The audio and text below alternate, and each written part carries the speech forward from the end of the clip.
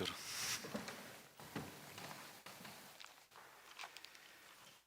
Segunda carta del apóstol Pablo a Timoteo. Les invito a abrir sus Biblias ahí donde están.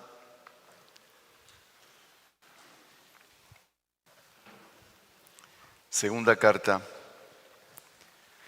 epístola del apóstol Pablo a Timoteo.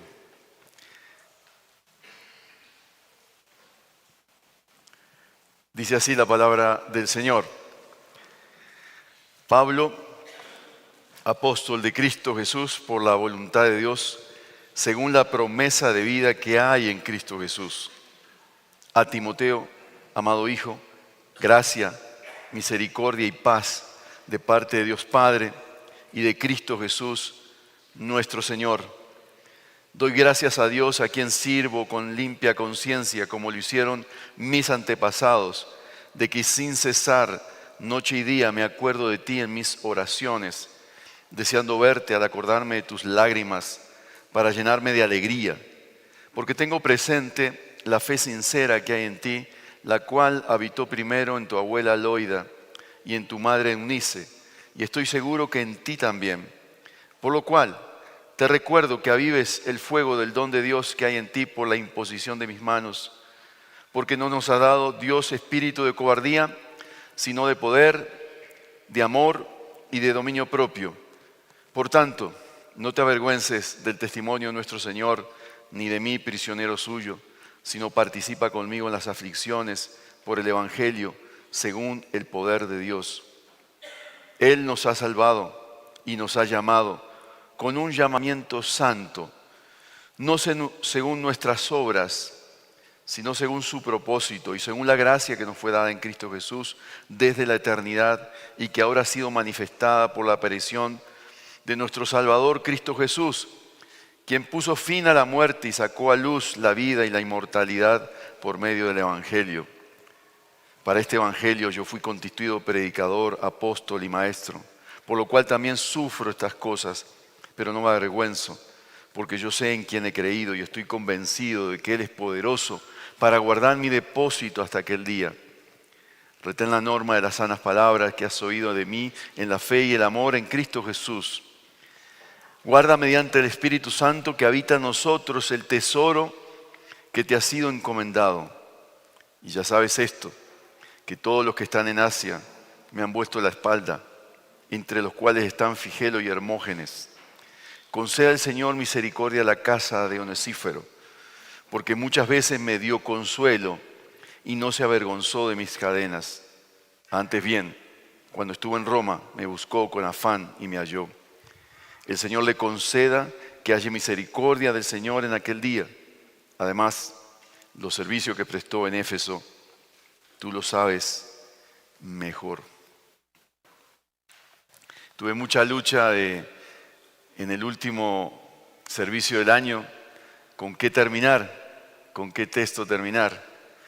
Y bueno, estaba en mis devocionales y me encontré con esta carta, la carta de Segunda de Timoteo. Y este capítulo, que es un capítulo precioso y es una carta que cierra una etapa en la vida de Pablo, ya al final de su ministerio, ¿no? Y cuando uno está en los finales de la vida y cuando siente que se aproxima la muerte, uno quiere dejar cosas claras, argumentos claros para cómo vivir hacia adelante, cómo mirar el futuro. Y por eso me pareció tan interesante este capítulo, que daría para muchos sermones. Realmente daría para muchos sermones y me estoy arriesgando en esta mañana a tener un solo sermón de este primer capítulo de esta carta, emocionante carta, con muchas emociones, con muchas evidencias de la claridad meridiana que debe tener una persona en el compromiso con el Señor, de lo que debe asegurar en la vida, de lo que debe tener claro en la vida.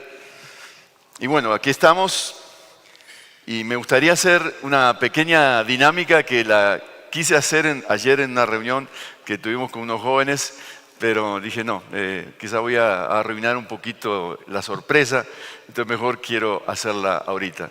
Entonces quiero en este momento, ¿cuántos de ustedes han sacado fotos en este año? Levanten la mano. ¿Quiénes de ustedes han sacado fotos de situaciones, además de las que vivimos acá, de eventos? ¿Qué tal si en esa galería de fotos empiezas a mirar en este momento y escoges ahí al azar una foto y la tienes ahí a mano? Una foto que fue significativa para ti. Para mí, yo ya escogí la mía, y estaba aquí en el recuerdo de este 2024, pero ¿qué ha sido una foto significativa? Si no tienes el celular a mano, si no tienes la galería de fotos, si no has sacado ni una foto durante todo este 2024, piensa en esa escena, en ese momento que fue tan importante y significativo para ti. Entonces busca en este momento, y estoy aventurándome aquí a que no se queden pegados ahí en el celular, por favor. Cuando encuentres la foto, cierra el celular y no te dejes tentar por algo en el WhatsApp ahí o algo que encuentres.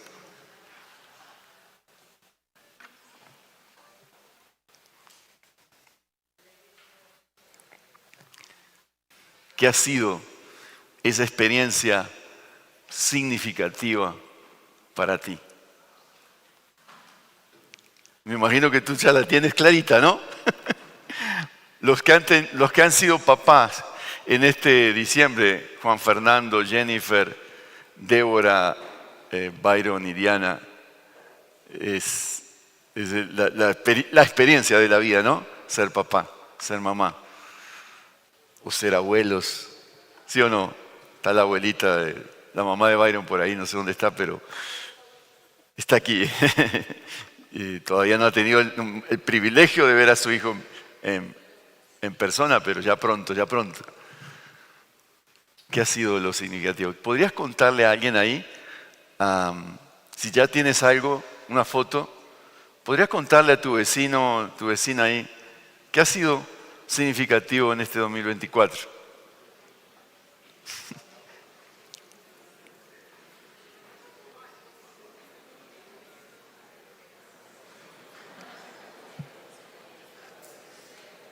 ¿Por qué ha sido significativo?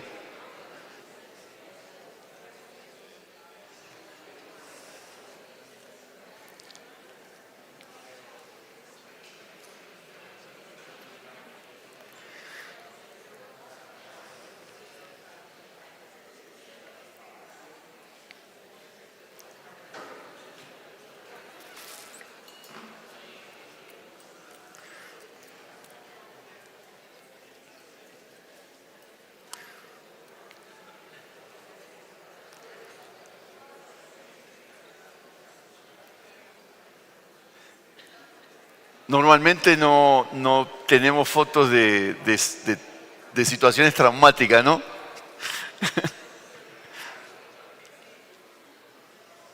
Nos olvidamos de esos momentos, pero esos momentos también son significativos. ¿Qué ha sido el aprendizaje en tu vida este año? ¿Qué ha sido lo bonito? ¿Qué has aprendido?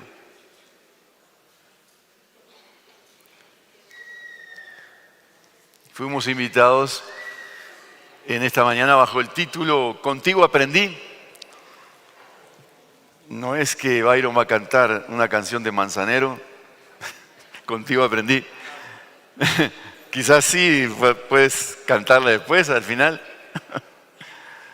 Pero quiero animarles a pensar, Señor, contigo aprendí esto y quiero exaltar tu nombre en esta mañana. Quizás en este momento pasan por tu mente muchos flash, muchos momentos. La entrada a Belén en vivo aquí con un sacerdote, la entrada allá, el panadero, panadera, el mesero, el carpintero, esos cuadros tan bonitos de esa experiencia de Belén en vivo que nos marcaron. pero quizás esa foto, tu enfermo, la foto de un trasteo, y quizás no sacaste foto de esos momentos que fueron muy tensionantes, pero aprendemos en la vida. Y lo que quiero rescatar de este capítulo, aquí hay un hombre que aprendió algo en la vida y se lo quiere comunicar a una persona.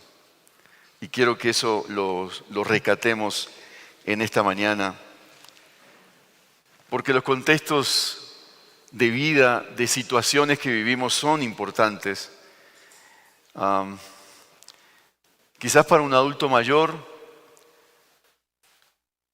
el momento de aprender algo es más apremiante cuando ya somos más mayores que cuando tú estás empezando a los 19 años a estudiar y hay mucho por delante, hay tiempo, ¿no?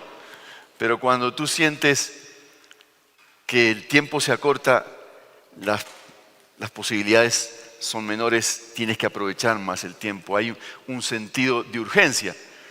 Pero curiosamente, hermanos, en esta carta, en esta segunda carta de Pablo a Timoteo, hay un maestro que le quiere inculcar al joven: ten en la vida un sentido de lo urgente.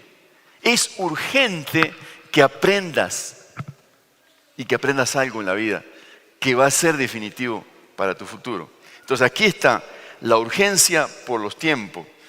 El tiempo de la partida, como dice en el capítulo 4, verso 6. Yo ya estoy para ser derramado, dice la forma como lo describe su muerte. Estoy derramado como una ofrenda de libación y el tiempo de mi partida ha llegado. Esa es su certeza. Si no hay un mañana extenso, hay un momento ya definitivo, algo que se viene, una realidad que no la cambia a menos que Dios intervenga. Y dice en el verso 7 siguiente del capítulo 4, he peleado la buena batalla, he terminado la carrera, he guardado la fe, en el futuro me está reservada la corona de justicia, que el Señor, el juez justo, me entregará en aquel día, y no solo a mí, sino también a todos los que aman su venida. Entonces, ese es el momento de la historia en el que está Pablo en este capítulo y en esta carta. Nos imaginamos un hombre anciano, pero un hombre prisionero, un hombre limitado. Hace unos días alguien me regaló en una celebración que tuvimos con pastores, este hombre dirige un ministerio entre reclusos aquí en Colombia y me regaló un libro que son 12 historias desde la cárcel. Vean el impacto que me causó, porque el Nuevo Testamento está escrito mayormente desde la cárcel. Muchos textos que fueron enviados con Pablo en la cárcel. Y curiosamente, para muchos testigos de lo que estaba pasando en la vida de Pablo, muchos se avergonzaron de tener su líder, su eminente líder, en la cárcel. Y muchos se avergonzaron. Él dice, se avergonzaron de mis cadenas. Entonces, en la cárcel ocurren cosas extraordinarias. Cuando leí ese libro, me lo devoré, yo dije, ay Señor, a veces qué tan lejos estamos de experimentar tu poder en la vida. Y es lo que quiere comunicar Pablo, un sentido de aprender por la urgencia de los tiempos, aprender algo. Hay algunos factores que encuentro que afectan, y lo encuentro aquí en este capítulo, que afectan el aprendizaje, que afectan la capacidad de aprender. Y encontré 3, quizás hay más. Encontré que es las relaciones, las buenas y malas relaciones, la relación con Dios y la relación con otros afectan muchas veces la capacidad de aprender. También las actitudes, que está en este capítulo y en esta carta está llena llena de las actitudes, es decir, aquellos sentimientos, aquellas predisposiciones, pensamientos que tengo frente a la vida. Es decir, cómo me paro en la vida, cómo asumo las cosas en la vida. Y finalmente, las convicciones. Este capítulo está lleno de grandes convicciones, en especial la convicción por quién es Dios y lo que hizo Dios, la convicción por el Evangelio. Entonces, ¿cómo me acerco al aprendizaje? Está afectado por estos tres factores que yo encuentro en este primer capítulo de la carta. En los versos 1 al 5 vemos el tema de las relaciones. Bueno, la carta en sí, y se le dice pastoral, es una carta a una persona. Es decir, está en la mente de Pablo está Timoteo. Pero detrás de Timoteo están otras personas. Entonces está dirigida a una persona, eso lo tenemos que tener en cuenta. Por eso es una carta tan personal, tan emocional, de tantos sentimientos. Es intensamente relacional. Hay nombres de personas que quedaron bien con Pablo y nombres de personas que estuvieron mal. Pasa a la posteridad los Figelo y Hermógenes, Alejandro al final de la carta y otros que Demas que menciona, y todos los que lo abandonaron. Él dice, solo Tito está conmigo, Lucas, no recuerdo al final cuál es de los dos, pero uno de esos dos está con Pablo al final. Lucas. Es decir, aquí hay un varón que está preocupado. ¿Será que el que escogí, dará la talla? Si tú, en vez de Timoteo, pones tu nombre ahí y Dios te hace un encargo hoy, ¿darás la talla? ¿Darás la talla para lo que te pide Dios? Hay alguien que está sudando. ¿Será que responderá? Da la impresión que no hay plan B. No hay plan B. Él tiene su sucesor, es Timoteo. Por eso la pregunta, ¿terminará bien? Pablo es consciente que él está terminando bien. No sabe si su discípulo amado, su hijo amado, responderá bien. Por eso los primeros versos nos da el cuadro de la vida de Pablo. Él dice, Pablo, apóstol, podemos entenderlo como enviado, el enviado a las iglesias. Él se ve a sí mismo como apóstol de Cristo Jesús. Recuerden que, por ejemplo, en las cartas de Primera de Corintios, parte del problema era que no lo reconocían como apóstol. Él fue un apóstol que se le aparece Jesús posteriormente, Jesús resucitado. Y por eso es la experiencia de estar con el resucitado, es la experiencia que tiene Pablo. Y dice, y aquí da el marco de la vida de Pablo, que debería ser el marco de nuestra vida como siervos de Dios, como personas que seguimos a Jesús por la voluntad de Dios. Él no concibe la vida como un pasatiempo. Él concibe la vida como un destino de Dios con él. Mi vida, parafraseando a Pablo, está enmarcada por obedecer al Señor. En eso me gozo, eso es lo que disfruto, mi vida está marcada por eso, dice Pablo. La vida se concibe en términos del apóstol Pablo como una vida en misión. Una vida en misión, una vida entretejida por las muchas situaciones que él ha vivido y que puede decir, aquí hay un eje que me ha marcado desde la conversión, un eje de encargo, un sabor a encargo. Es curioso que de las personas que vemos que conocen al Señor en los evangelios y después en las cartas, las varias personas que hay que conocen al Señor, la única persona que cuando conoce se le da la misión es Pablo. Y le dicen clarito, la misión a los gentiles. Claro, él va a los judíos primero, pero tiene claro que es un apóstol llamado a los gentiles. Entonces, desde la conversión es claro para el apóstol que su vida va a girar en torno a esa misión. Y uno se pregunta, ¿será que aquí Pablo está demasiado serio? Pero quiere comunicarnos, hermanos, la diferencia sustancial que hace en la vida cuando nosotros la entendemos desde una misión.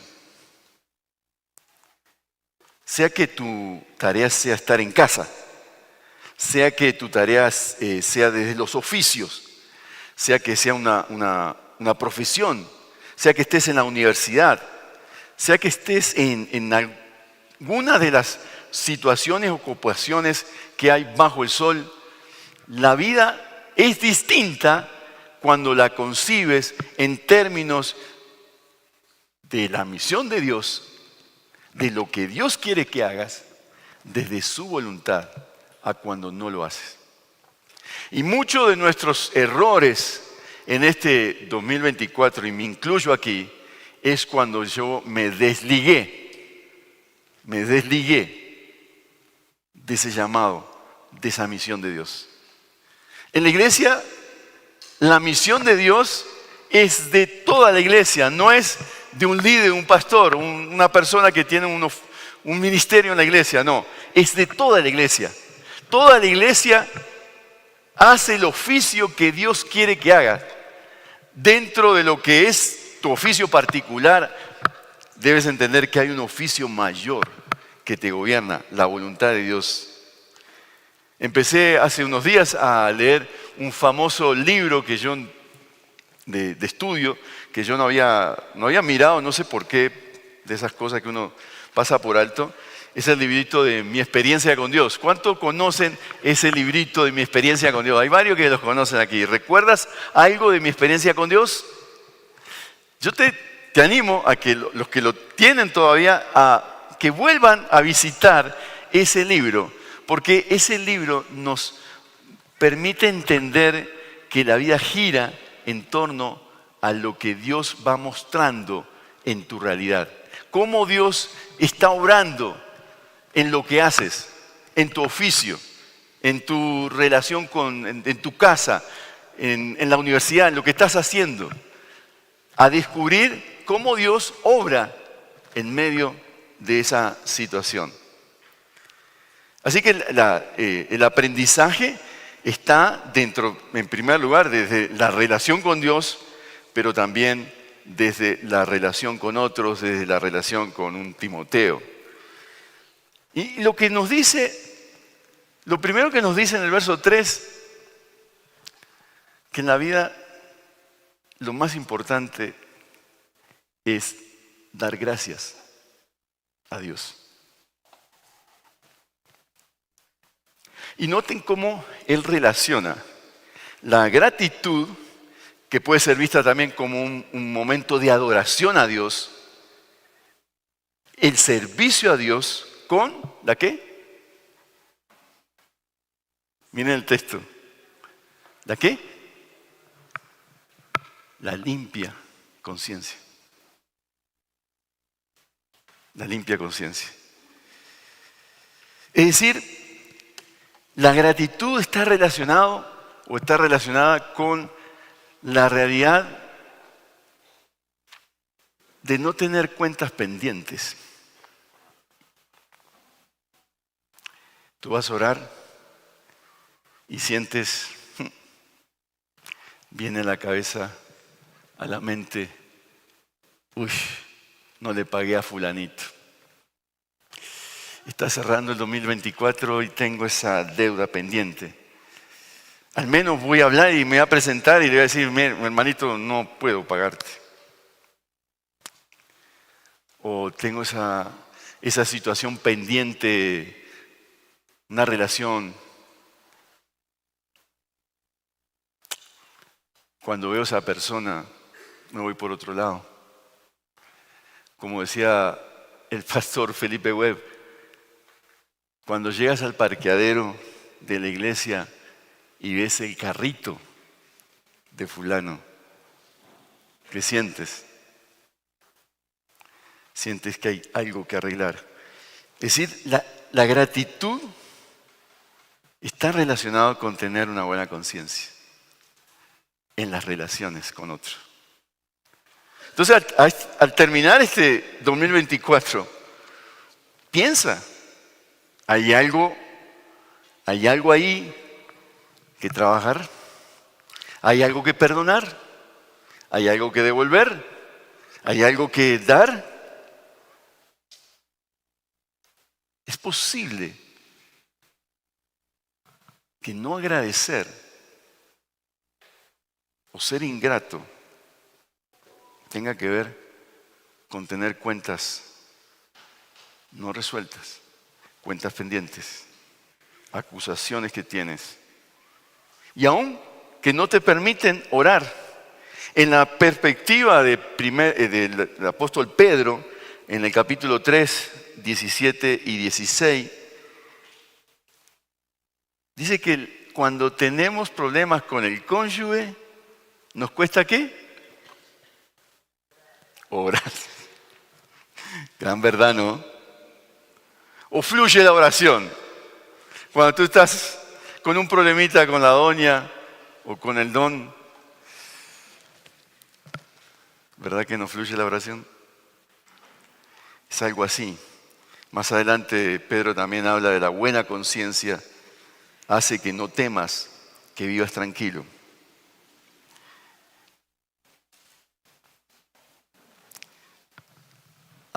La buena conciencia puede ser también, o la limpia conciencia, puede ser que algunos temores que estás albergando, que te esté afectando.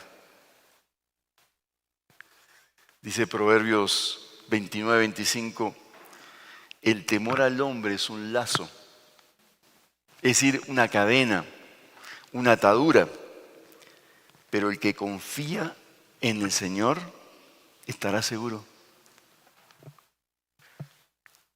¿Guardas ahí en tu corazón algún temor? Para Pablo, la buena conciencia está afectada por la presencia de Cristo. Y cuando sentimos que hay un rojo ahí, un semáforo en rojo que te dice no sigas por ahí, no sigas ese camino. Cuando sientes que está el amarillo, que te está advirtiendo, ojo, no sigas por ahí. Es Cristo que está en tu corazón, que te está hablando. Para Pablo, la buena conciencia está afectada por la obra de Cristo. Y empieza todo este asunto de las relaciones horizontales. Nos podíamos quedar todo el día en esta carta hablando de las relaciones horizontales que afectan el aprendizaje. Como dije, la carta está dirigida a Timoteo, verso 2. Lo que nos está diciendo, la idea que nos está comunicando, es que la vida cristiana crece mejor cuando estoy con otro. Por eso, para nosotros, tener que cuidar a alguien es la esencia de la vida cristiana. Discipular a alguien, entrenar a alguien, capacitar a alguien.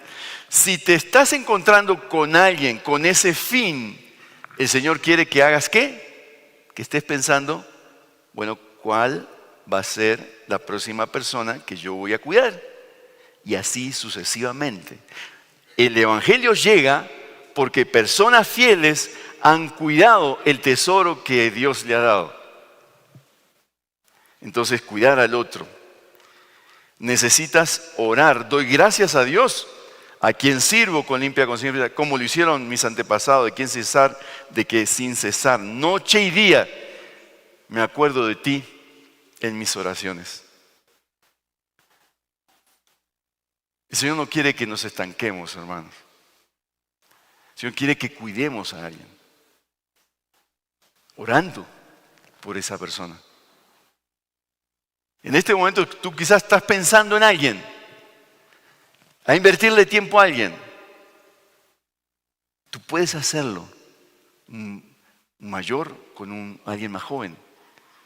Quizás quieres enseñarle algunas cosas de oficio o cómo pararse en la vida a un joven y quieras dedicar tiempo a eso. Pero quieres, por sobre todo para Pablo, es la oración la clave. Es la oración en la cual te estás proyectando en esa persona. Necesitas escuchando, deseando verle. Pablo estaba lejos, posiblemente estaba en Roma. Al acordarme de tus lágrimas, es sensible. Él piensa en este Timoteo y piensa en que era un hombre tierno, emocional, y le conmovía cómo él lloraba al acordarme de tus lágrimas. Necesitas conocerlo. Pablo conoció Hechos 16, le dedicó tiempo. Cuando llega a la ciudad de Timoteo, coge a Timoteo y le cuida y le conoce en su entorno, conoce su familia, sabe el nombre de su mamá y de su abuela. Es interesante, ¿no? No siempre sabemos el nombre del abuelo, del papá o de los hermanos de quienes acompañamos. A tu alrededor piensa, mira a alguien a tu alrededor. ¿Tú sabes el nombre de la mamá de Sarita, por ejemplo, que está ahí? Algunos saben, ¿no? Pero otros quizás no saben. ¿Sabes el nombre de los papás de esta otra Sara? ¿Saben? Una de las sorpresas en las iglesias es que no sabemos los nombres de la gente. Llegamos un domingo y ¿qué decimos? Hermanito, hermanito. Dicen que uno no recuerda los nombres de las personas porque no ora por ellas. Que cuando uno ora por ellas, recuerda los nombres. Bueno, algunos somos desmemoriados, ¿no? Pero creo que hay mucha dosis de razón aquí. Pablo es alguien que recuerda nombres en cantidades. Esta carta está llena de nombres. Romanos, último capítulo de Romanos, del libro de Romanos, está lleno de nombres. ¿Por qué? Porque oraba. Gracias por las personas en nuestros ministerios que dicen oremos. Gracias, Laurita, por animarnos a orar e interceder. Fallamos bastante en este 2024, pero gracias por mantenerte firme. Y así muchos de ustedes que nos animan a orar, a afirmar. Pablo afirma la fe de Timoteo. Que en este 2024 afirmemos la fe de las personas, la herencia que tienen, madre, abuela. Qué hermoso es las abuelas que vienen con sus nietos a la iglesia, sus nietos pequeñitos. No la veo hoy, pero esa abuela que viene con sus nietos. Para algunos falta mucho tiempo, pero qué bueno eso, que una abuela dedica tiempo a sus nietos varones. Para mí eso es muy edificante. O cuando una joven trae a otros en su carro, cuando los escucha, los aconseja, los exhorta. Pablo aquí llama la atención en algo que Timoteo debe hacer y es avivar la fe. avivar el encuentro con Dios. Y uno se pregunta, bueno, ¿qué significa esto de avivar? Es una metáfora que nos recuerda la idea de soplar, como hacíamos anoche en una reunión que hubo, de avivar el fuego para que el asadito esté ahí, esté pronto, porque se puede estar apagando.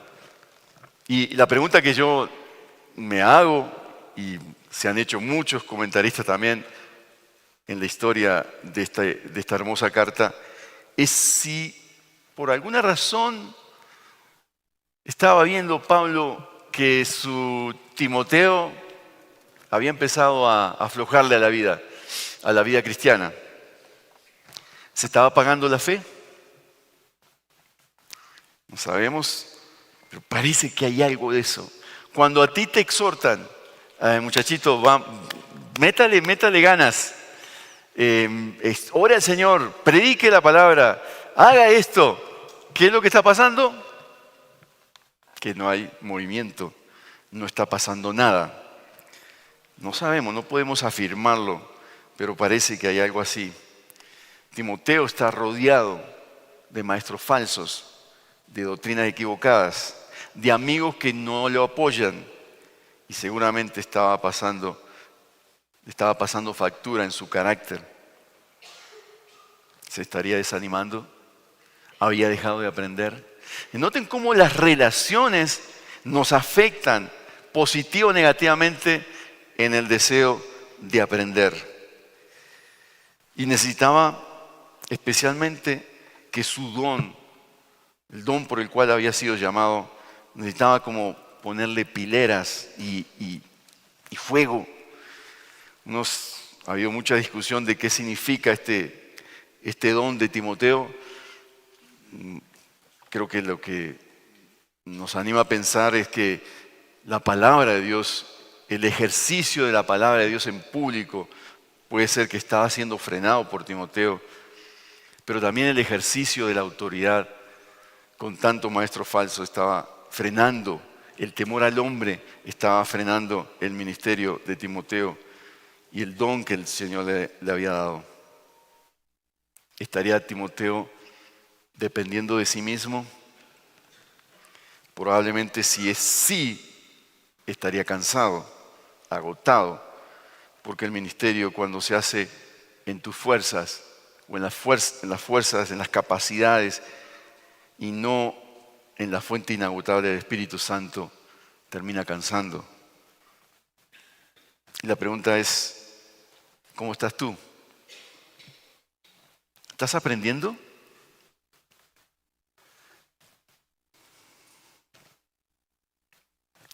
Quizás tú digas a esta altura del año, Raúl, ya no me quedan fuerzas, estoy cansado. ¿Cuál es la raíz de tu cansancio? ¿Lo puedes identificar?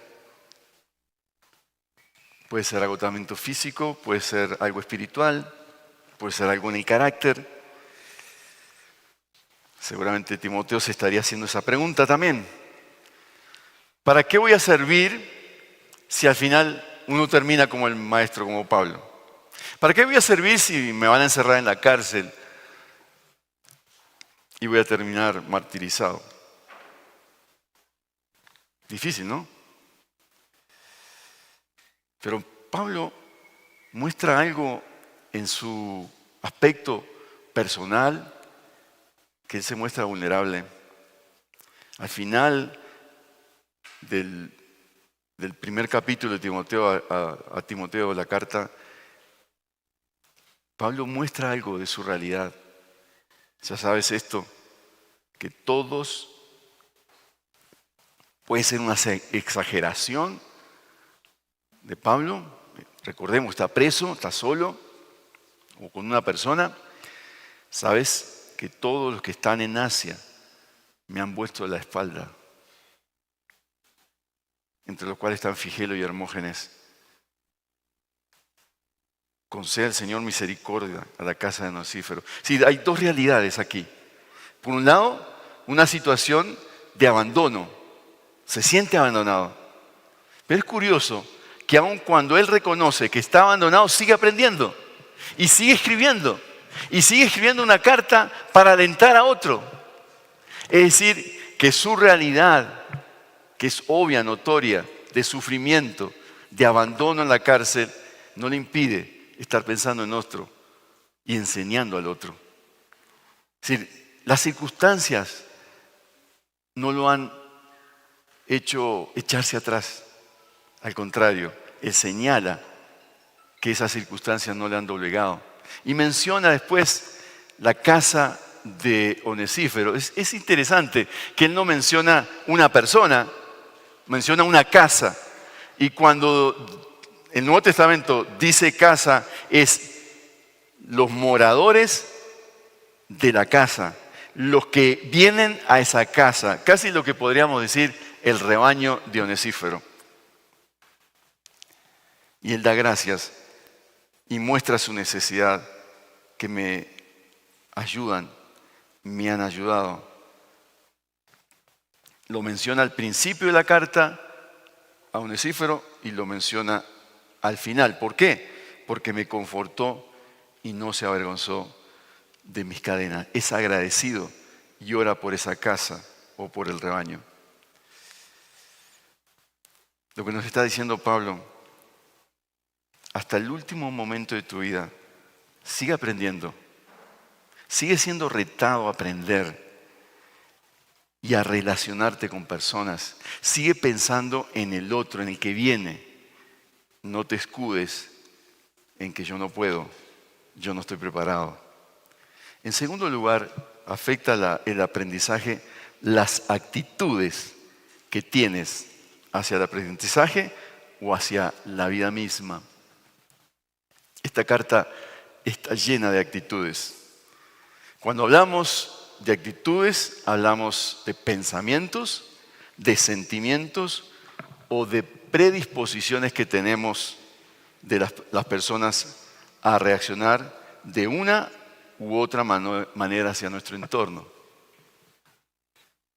En estos días, cuando el Señor nos puso a trabajar en el Belén en vivo, más de uno dijo, yo no puedo con eso. Más de uno, aún con el prender el fuego, qué lío para conseguir un Josué que nos prendiera. Además, Josué nos ayudara a prender fuego y a tener una fogata. Qué lío para encontrar personas que hicieran lo que al final hicieron. Las actitudes, cómo me paro en la vida, cómo enfrento las situaciones. ¿Cómo enfrentaste cuando nació tu hijo? Y enfrentaste la situación y sigues enfrentando las situaciones que derivan del hecho de que eres papá, mamá o abuela, abuelo. ¿Cuáles actitudes tienes? Porque Dios trabaja en esas situaciones. Cuando yo digo que no puedo con algo, ya estoy renunciando a poder aprender. Y mi esposa sabe muy bien eso.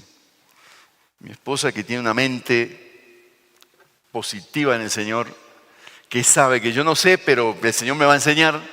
Yo no tengo esa actitud muchas veces y he tenido que pedirle al Señor, Señor, ayúdame en eso, porque necesito crecer. La actitud de Pablo de ser agradecido es otra actitud que es clave aquí en este texto. Exalta y da gracias a Dios por las virtudes que tiene Timoteo, que él guarda en su memoria.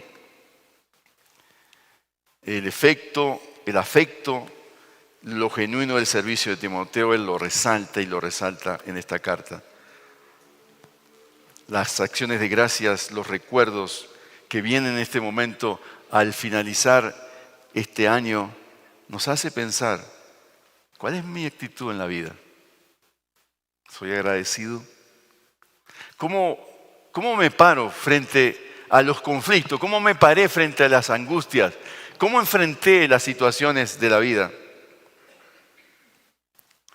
Puede sonar que Pablo aquí está adulando en los primeros versos, los primeros 3 al 5. Puede ser que Pablo está adulando a Timoteo, puede ser. Pero no es tan así, porque Pablo está pensando en lo que es la persona en Cristo. ¿Cómo Timoteo puede enfrentar el desafío de seguir con el liderazgo si pide ayuda y pide ayuda a Jesús? Entonces esta es la actitud que debería gobernarnos. En la acción de avivar, en lo que Pablo le dice, que lo mencioné al principio como a la acción de hacer fuego, de soplar, esa es la idea de soplar, de poner el empeño, de esforzarnos. A mí me ha preocupado algo, hermanos, en esta generación actual, de que hacemos de la dependencia de Dios como algo que me implica no hacer nada, de no esforzarme. Y quiero ser cuidadoso con eso, porque puedo decir algo que no quiero decir. Es verdad que todo lo hace Dios. Es verdad que en la salvación yo no intervengo para nada, que Dios lo hace todo. Pero también es cierto que en la santificación Dios me llama a esforzarme, sabiendo que todo depende de Dios y que me debo forzar. Por eso Pablo está leyendo posiblemente que este Timoteo no se está esforzando. Y le dice, mijo, póngale, ¿cómo es que dicen ustedes? ¿Perrenque la palabra? Ponle berraque. Póngale todo el empeño en eso. Haga el esfuerzo. Haga más de lo que se le pide, mijito. No es que los cristianos nos dejamos ahí al abandono y no buscamos, no salimos a buscar. Los ejemplos en la Biblia son notorios. Mirad las aves. ¿Qué hacen las aves? Las aves tienen la comidita, mijito, acá tiene mijita, aquí tiene el desayuno, coma. Aquí tiene el almuercito, coma. Y aquí tiene la cena, coma. No, las aves, ¿qué hacen? Salen a buscar, sabiendo que Dios les da. Y siento que esta carta nos mueve a eso. Pablo está preocupado. Ay, salga, mijo, salga de donde está. No se lamente, agradezca, esfuércese, avive su relación con Dios. No se quede con poquito, no se quede con aprender poquito. Sea humilde en depender del Señor, pero haga la tarea, salga. Señor, yo no sé qué me vas a dar hoy, pero salgo en tu fe, en la confianza que tú me das, que voy a encontrar algo, Señor, que voy a encontrar comida, que voy a encontrar el trabajo que tú me llamas a tener, Señor. Pero debo hacerlo con temor, temblor,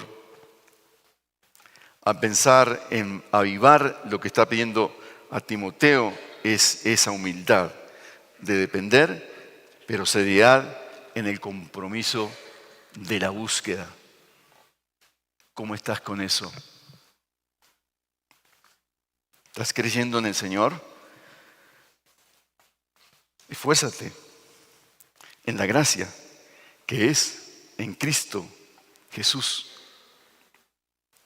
Dice en otro pasaje, la razón está en el verso 7, la razón del esfuerzo, porque no nos ha dado Dios espíritu de cobardía, sino de poder, de amor y de dominio propio. Tenemos un Dios que nos da empuje, nos da iniciativa. Puedo esforzarme, puedo hacer las cosas, puedo hacer ese trabajo en la universidad, puedo hacer ese desafío en el trabajo, puedo esforzarme con esas relaciones difíciles que tengo, porque sé que tengo un Dios que me ama. Puedo enfrentar los desafíos de la vida, los ajustes de la vida y las tentaciones, porque tengo un Dios que me da dominio propio. No es tener la mente positiva, es tener la mente en el Señor, que nos da empuje en la vida, que nos anima, nos reta, nos desafía. ¿Cómo estás en este desafío? Una de las cosas que se ve que le costaba a Timoteo era el sufrimiento. Da la impresión que no quiere pagar el precio. Él habla del espíritu de cobardía. Qué pena.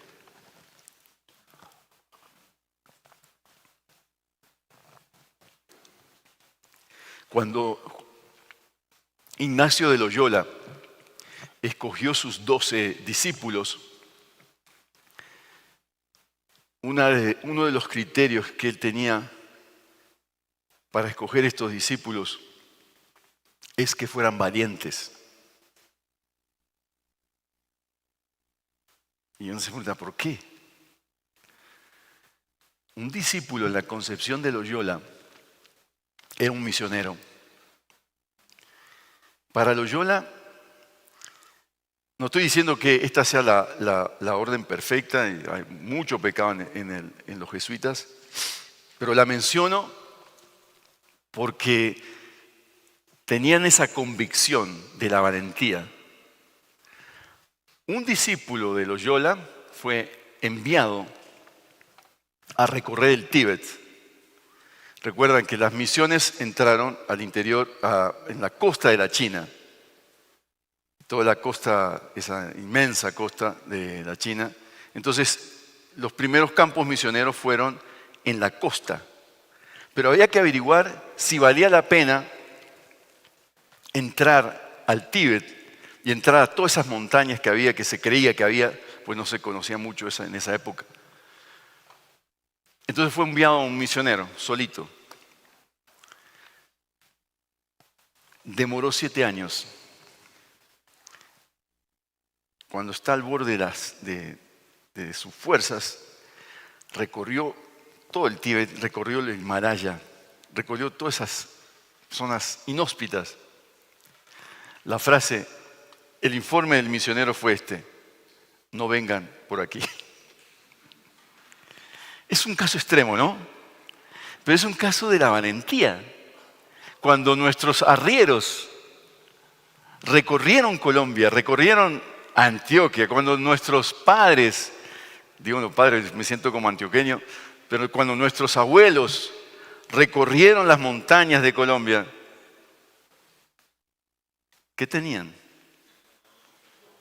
Valentía, esfuerzo. ¿Eso cómo es? Berraquera, perrenque, esfuerzo. Lo que Pablo pide, esfuérzate, y lo va a decir en el capítulo 2, esfuérzate en la gracia, lo cual parece un contrasentido, porque tú cómo te vas a esforzar, vas a poner de sí en algo que depende todo de Dios, en la gracia. Pero aún así lo pide, esfuérzate en el poder de Dios.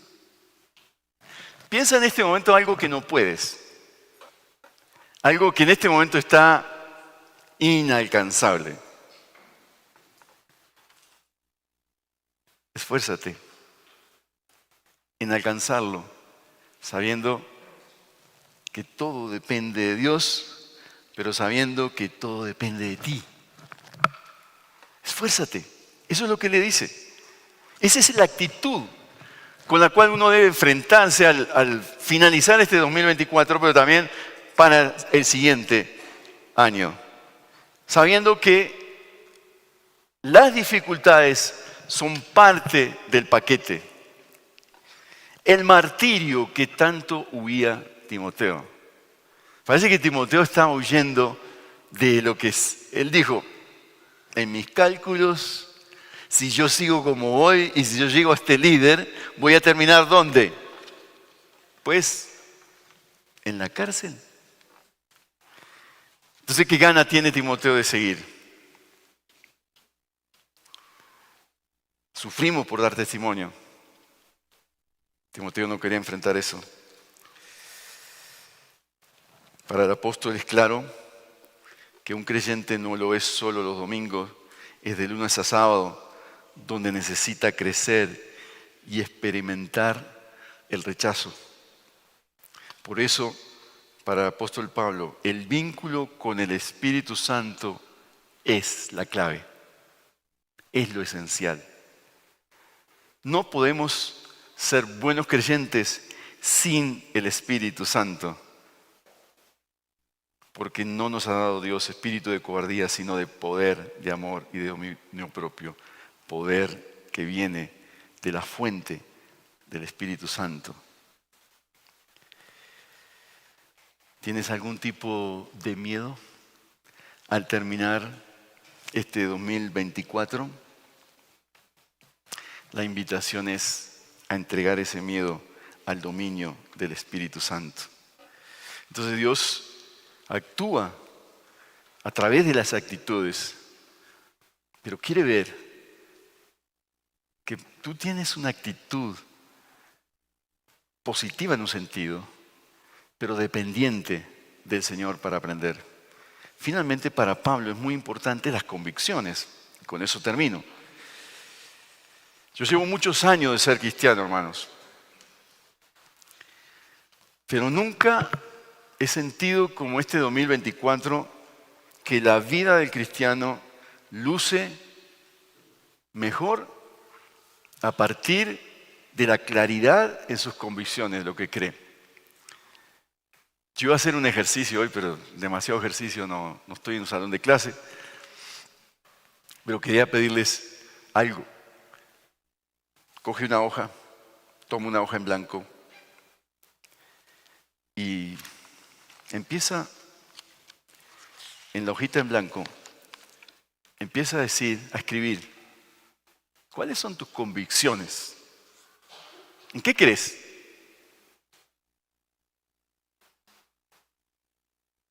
¿Qué crees? Si tú hicieras el ejercicio en este momento, Señor, ¿cuáles son las convicciones que han moldeado mi carácter a lo largo de la vida? Y empiezas a escribir. O quizás, como sientes sabor a quiz, te quedas en blanco como la hoja. Yo no sé. Pero sería un buen ejercicio para la casa, ¿no? ¿Cuáles son las convicciones que han moldeado tu vida? ¿Qué escribirías? Y miren las convicciones de Pablo. Él nos ha salvado y nos ha llamado con un llamamiento santo, no según nuestras obras, sino según su propósito, según la gracia que nos fue dada en Cristo Jesús desde ayer, desde la eternidad, y que ahora ha sido manifestada por la aparición de nuestro Salvador, Cristo Jesús, quien puso fin a la muerte. Cuando dice fin a la muerte, fin a la esclavitud del pecado, fin a todas aquellas ataduras en las que los cristianos nos hallamos cuando conocemos al Señor y durante toda nuestra vida. Así que ahora ha sido manifestado por la aparición de nuestro Salvador Cristo Jesús, quien puso fin a la muerte, sacó a la luz la vida y la inmortalidad por medio del Evangelio. Para este Evangelio, para estas convicciones que creo, yo fui constituido, dice Pablo, predicador, apóstol y maestro, por lo cual también sufro estas cosas, pero no me avergüenzo, porque yo sé en quién he creído y estoy convencido de que Él es poderoso para guardar mi depósito hasta aquel día. Retén la norma de las sanas palabras que has oído de mí en la fe y el amor en Cristo Jesús. Guarda mediante el Espíritu Santo que habita en nosotros el tesoro que te ha sido encomendado. Lo que hizo el Señor, por qué lo hizo, el plan, el propósito, la eternidad, que este plan fue eterno, el llamamiento. y que todo lo hace por medio de Cristo y el Evangelio que Él predica. Él nos llama, hermanos. Hay autoridad, hay rendición, hay exclusividad sobre su siervo. Yo puedo aprender, hermanos, más cuando estoy consciente de que estoy bajo autoridad, que estoy bajo la autoridad del Señor, cuando yo he rendido mi vida a Jesús, cuando soy consciente que le pertenezco. Eso es lo que está diciendo Pablo acá.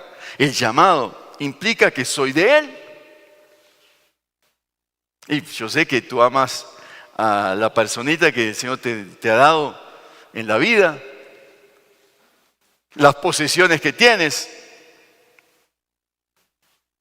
pero somos llamados a Él, a pertenecerle a Él. Y ahí es cuando yo aprendo más. Cuando soy consciente que mi vida no me pertenece a mí, sino le pertenece a Jesús. Entonces el uso de mi cuerpo, de mis oficios, de lo que yo hago, cuando me levanto, cuando pienso en el día, le pertenece a Jesús. ¿Qué voy a hacer con lo que le pertenece a Jesús? ¿Por dónde voy a ir? ¿Por dónde voy a andar? Ese sentido de que no me pertenezco es tan importante en la vida cristiana, hermano. Es tan desafiante esa visión, que no es por nuestras obras, aunque el Señor va a pedir cuenta de las obras que hacemos, sino que es por su gracia.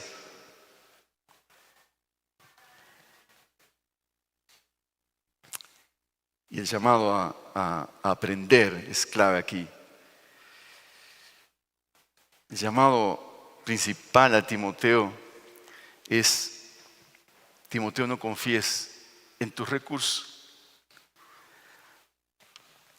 Creo que ese es el mayor aprendizaje para Timoteo. No confíes en tus recursos y estrategias. Es la fe y el amor en Cristo Jesús. Aquí está el secreto de la vida cristiana como tal. Aprender de Cristo, el modelo de fe y de amor que podemos recibir en Él. Contigo aprendí. Bueno, les dije, no es para que pensemos en Manzanares, ni en su famoso bolero. La propuesta, hermanos, en este fin de 24, es que tú salgas de acá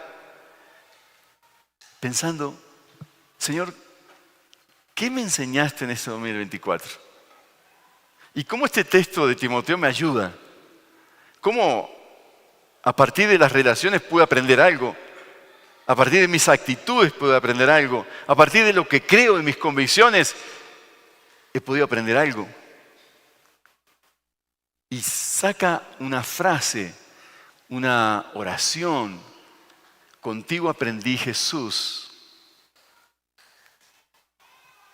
¿Qué?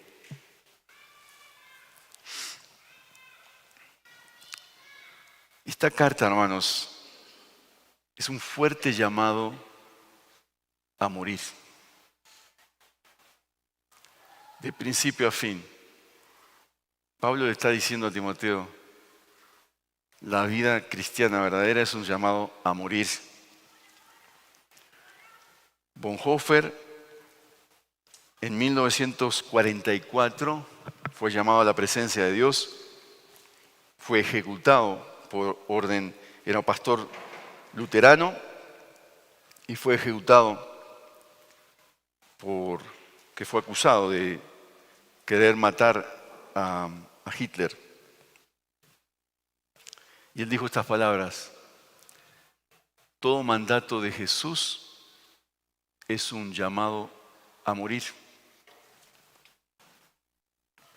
Y agregó: el llamamiento de Cristo, su bautismo, pone a los cristianos en medio de la arena cotidiana contra el pecado y el diablo. Si en este 2025 que llega me dan otra vez la oportunidad, bella oportunidad, de trabajar en un curso de bautismo, lo primero que le voy a preguntar a los candidatos: si están dispuestos a morir por Jesús.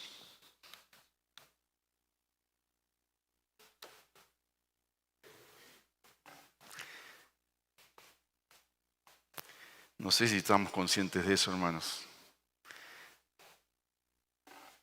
De querer aprender esto. De querer decir, usted, pastor, está aguafiestas, yo quiero celebrar con mi familia tranquilo y me trae esas malas noticias. ¿Estás dispuesto a morir por Jesús? Se acercan tiempos difíciles, hermanos. Vaya noticia, ¿no? Pero un discípulo de Cristo tiene que pensar en una curva de la vida. Si me llaman a morir por Jesús, ¿estaría dispuesto a morir por Jesús? Y ese morir es un martirio, ese morir puede ser burlas, una vida estrecha, no sé, lo que el Señor te llama a trabajar en tu vida. Más crecemos, más nos damos cuenta que la vida cristiana se va haciendo cada vez más estrecha y que mis decisiones son decisiones por exaltar a Cristo o por ganar un poco más de esta vida. Y soy puesto en estrecho muchas veces. Entonces, yo quisiera que en esta mañana pensemos en esto, hermanos, de cómo aprender más como discípulo, en una relación más estrecha con Jesús, en una actitud más, Señor, yo me voy a esforzar por ti. Yo voy a trabajar en mi santificación, Señor. Yo voy a tomar decisiones en mi vida. Yo voy a tomar decisiones radicales en mi vida. Yo voy a trabajar en este 2024 y comienzo del 25 en entender mejor en qué creo, en mis convicciones, mi confesión de fe. ¿Qué es mi confesión de fe? ¿Qué implica ser un cristiano? ¿Qué implica ser un discípulo de Cristo? ¿Qué cosas debo dejar? ¿Qué cosas debo trabajar en mi vida?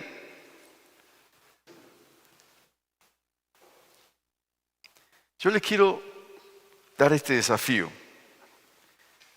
Cuando cerremos el año, algunas familias tienen el conteo, ¿no? Cuando son las 12, ¿cómo se llama eso? El brindis del bohemio, todas esas cosas que en Colombia es tradición. Cuando estés en ese momento y estés la cena ahí, que yo no sé por qué dejan hasta las 12 comer la cena, pero bueno, uno ahí muerto de hambre tratando de entender cómo es la cosa y celebrando y bueno, esperando la cenita y ya se está enfriando, Señor, y hay que hacer el brindis y todo eso. Cuando sean las 12, piensa en el Señor y piensa la vida cristiana como esa cena. Más de una vez el Señor describió la vida cristiana como un banquete, como una cena, como una metáfora del Evangelio.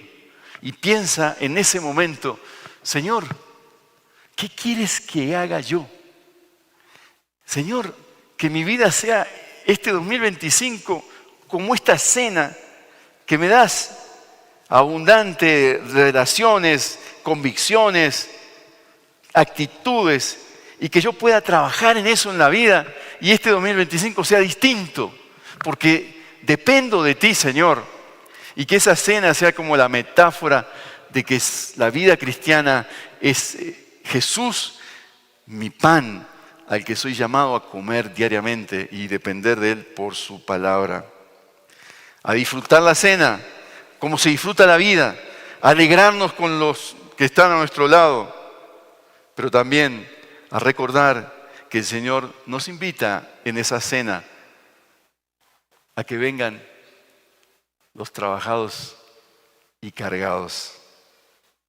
Son los primeros invitados a la cena, a depender de Él, de su poder, de sus recursos, de su enseñanza, a aprender de Él y a disfrutar de la vida, hermano. Y decirle, Señor, este año Contigo aprendí que debo vivir para ti, solo para ti. Amado Jesús, hay tantos desafíos en esta mañana, tantos recuerdos que nos asaltan de este 2024. Nos presentamos una actitud de agradecimiento, pero también de esperanza. Esperamos tu pronto regreso, Jesús. Cada día lo sentimos más cerca.